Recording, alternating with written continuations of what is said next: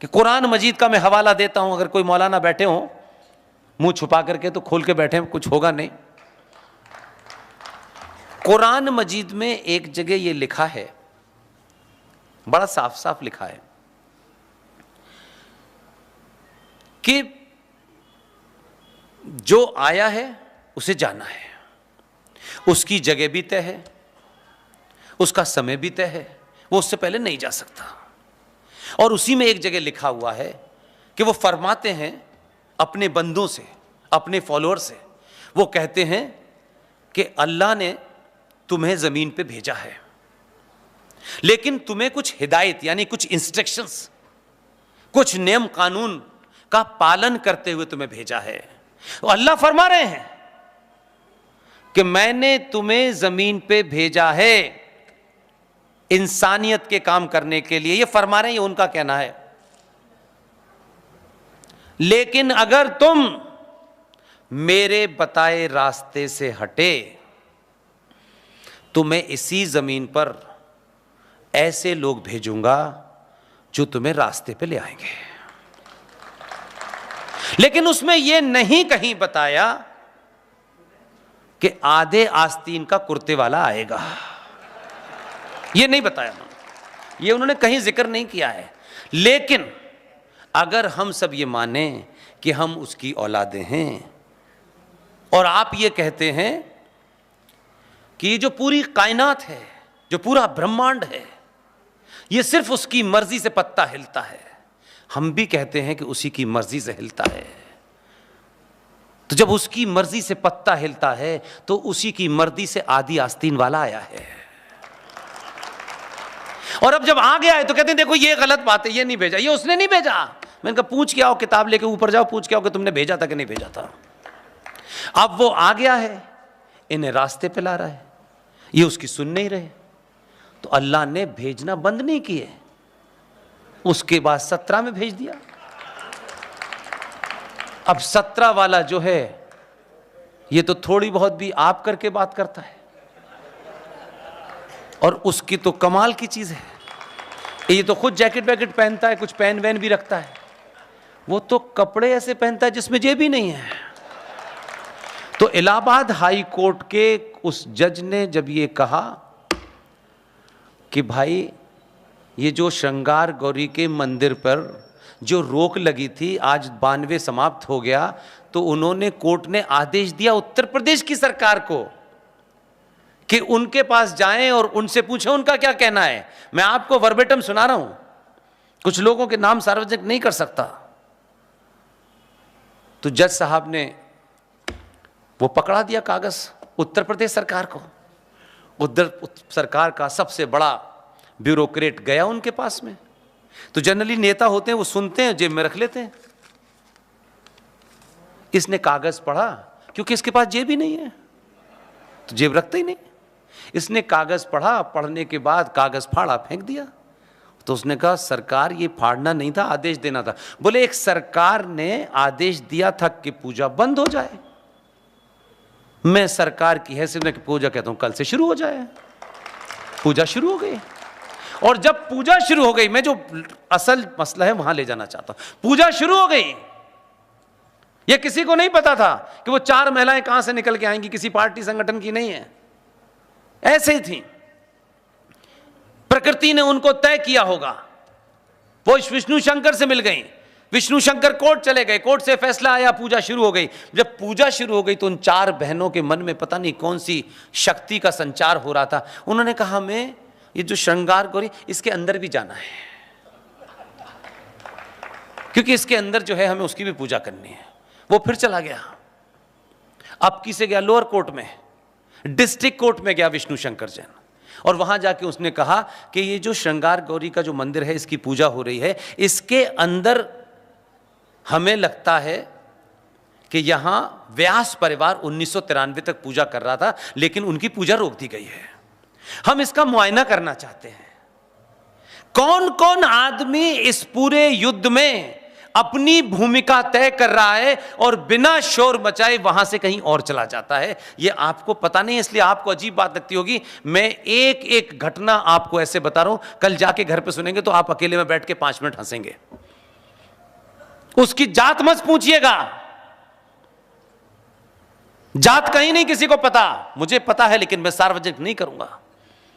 District जज बनारस का, उसकी कोर्ट में अर्जी लगाई विष्णु शंकर जैन ने कि सर ऐसा ऐसा मामला है, हम इस अंदर जाना चाहते हैं जिसे ये ज्ञान व्यापी मस्जिद कहते हैं। एक तो ज्ञान और मस्जिद दो अलग अलग बातें हैं, उसका कोई लेना देना नहीं है, बिल्कुल भी लेना देना नहीं है। और ये मैं नहीं कह रहा, मैं इस्लामिक पॉइंट ऑफ व्यू से कह रहा हूं। इस्लाम में मस्जिद पवित्र स्थल नहीं होता।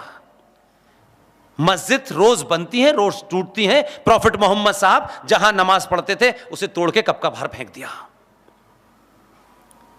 मस्जिद मंदिर का कंटेम्परेरी नहीं है। हमारे यहां मंदिर से पहले उसका भूमि पूजन होता है, फिर मूर्ति की स्थापना के लिए मंत्रों का उच्चारण होता है, तब प्राण प्रतिष्ठा के बाद वो मंदिर कहलाता है। मस्जिद और मंदिर एक से नहीं है, ये दोबारा मत कहना, ये दोबारा मत कहना। मैं इस्लामिक बात बता रहा हूं आपकी। तो उस जगह गए, उन्होंने कहा साहब ये तो हमारी ज्ञानव्यापी मस्जिद है। उस जज ने अपनी ड्यूटी की और आदेश दिया तो वो खड़े हो गए। कौन? जो ये दावा कर रहे हैं। हम वो रोज दावा करते हैं आपके सामने, हमारे सामने, हम जवाब नहीं दे पाते हैं। दुनिया का जम है जो 1400 साल से अपने साइज का पजामा नहीं बना पा रहे, वो कह रहे ताजमहल बनाया है। हमने फव्वारा बनाया है। लोटा लेके अभी भी जा रहे हो, डेलों का इस्तेमाल कर रहे हो कि हमने फव्वारा बनाया है। कमाल का कॉन्फिडेंस है उनका। दरवाजा खोला गया, उससे पहले खड़े हो गए, 5000 पहुंच गए वहां कि साहब हम इसमें जाने नहीं देंगे, आग लगा देंगे। पुलिस घबरा गई। वहां का डीएम, उसकी जाति भी मत पूछिएगा।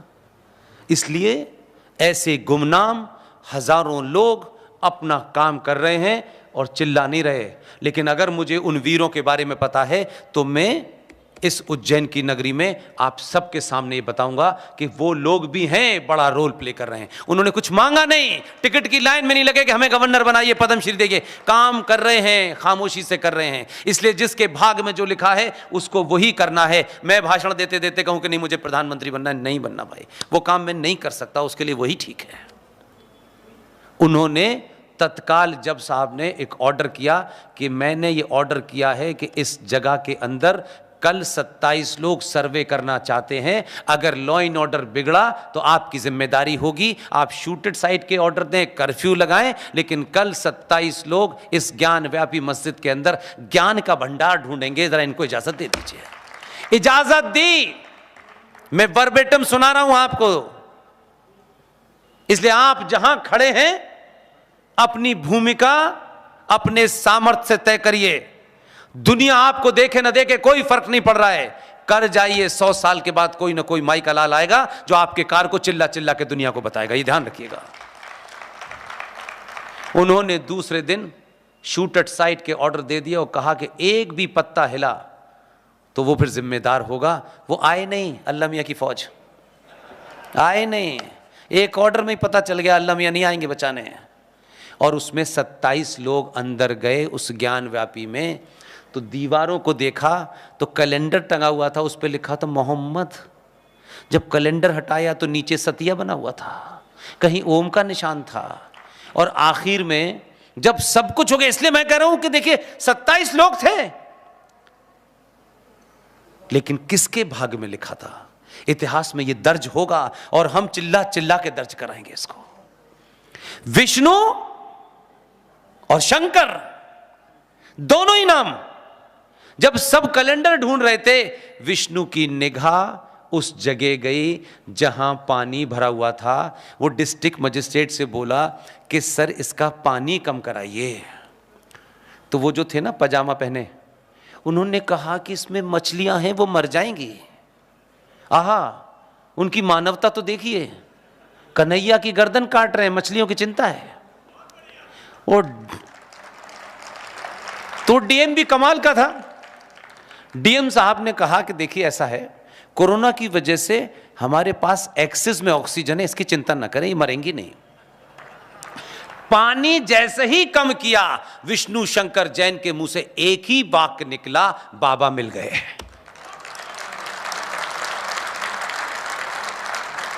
इसलिए हमारे शास्त्रों के हिसाब से जहां शिवलिंग होता है, आप तो उज्जैन के लोग हैं, इतने बड़े महाकाल का जो सबसे बड़ा है, आप तो वहां जाते हैं। जहां जहां शिवलिंग होगा उसके सामने नंदी होगा, बिना नंदी के शिवलिंग नहीं होगा।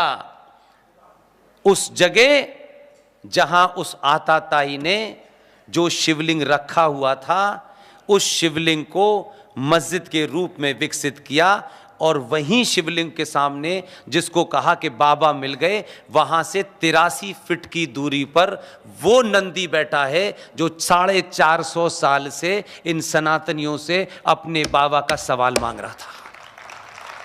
विष्णु के हिस्से में आया, विष्णु ने कहा बाबा मिल गए, उसके बाद कुछ नहीं सुना। डीएम साहब ने उसके कान में कुछ कहा जो मैं सार्वजनिक नहीं करूंगा, और विष्णु वहां से निकले और सीधे कोर्ट गए, और कोर्ट में जाके कहा कि भारतीय आईपीसी के तहत, कानून के तहत ये नियम है कि जब कोई विवादित चीज के बारे में कोई नया तथ्य मिले तो उस तथ्य की सिक्योरिटी करना स्टेट का काम है। मेरा कहना है ये फव्वारा नहीं है जिस पे 400 साल से ये थूक रहे थे, वजू कर रहे थे, कुल्ली कर रहे थे। बोले मैं मानता हूं ये शिवलिंग है, लिहाजा ये बहुत इंपॉर्टेंट पीस है, और लॉ के हिसाब से आपको इसके प्रोटेक्शन का इजाजत देनी चाहिए ताकि कल इसको कोई ध्वस्त ना कर दे। जज साहब ने ऐसे सुन रहे थे कोई बच्चा कहानी सुना रहा है, और शायद उन्हें पहले से ये पता था कि ये मुझसे यही कहेगा और मुझे ऑर्डर क्या करना है। उन्होंने ऑर्डर किया अपना कि तत्काल प्रभाव से ज्ञान व्यापी के अंदर ये जो शिवलिंग है, साफ साफ लिखा, उन्होंने ये नहीं कहा ये फव्वारा है, ये दिखने में ऐसा, उन्होंने कहा इस बाबा का जो शिवलिंग है इसकी चारों तरफ सिक्योरिटी कर दी जाए और सील कर दिया जाए। अब वो सील हो गया तो वो भागे दिल्ली, सीधे सुप्रीम कोर्ट। वो तो यही समझते हैं या तो अल्लाह या सुप्रीम कोर्ट। सुप्रीम कोर्ट में जो आज हैं, जो ज्ञान बघार रहे हैं, जिनके पिताजी ने बड़े बड़े महान कार्य किए हैं, जिनका कोई रेपुटेशन अच्छी, उन्हीं के साहबजादे हैं जो आज की डेट में चीफ जस्टिस हैं। उस दिन तक वो चीफ जस्टिस नहीं थे। वो गए इसलिए कि इनके पिताजी ने कई ऐसे विरोधाभासी सनातनियों के खिलाफ फैसले दिए हैं।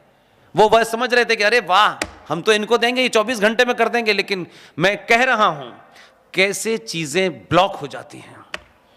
ये जो चीफ जस्टिस साहब हैं, इन्हीं की बेंच में वो पहुंचे थे पर्ची लेकर के भागते हुए कि सर आप ऑर्डर कर दीजिए। उनके दिमाग में क्या आया मैं नहीं जानता। उन्होंने अर्जी पढ़ी, उन्होंने कहा आप क्या चाहते हैं? बोले हमें वहां अज़ान, नमाज पढ़ने का आदेश किया जाए, वजू करने का आदेश दिया जाए। मालूम उन्होंने क्या कहा अपने आदेश में? उन्होंने कहा आपको नमाज पढ़ने का भी आदेश देता हूं और वजू करने का भी आदेश देता हूं। वो तो खुश हो गए बेचारे। तो तीसरी लाइन में उन्होंने कहा लेकिन जहां बाबा विश्वनाथ हैं वो सील ही रहेंगे। अब सील हो गए, अब वो सील हैं, अब वहां नहीं कुछ हो रहा। अब लड़ाई चल रही है इलाहाबाद हाई कोर्ट में। विष्णु वहीं है, आज रात वहीं पे मौजूद है। अब हमने उस पर दूसरी लड़ाई लड़ी है। इसलिए जिसके भाग में जो लिखा है वो उसी से कराना है। जज साहब ये फैसला देने के बाद ट्रांसफर होकर कहीं और चले गए।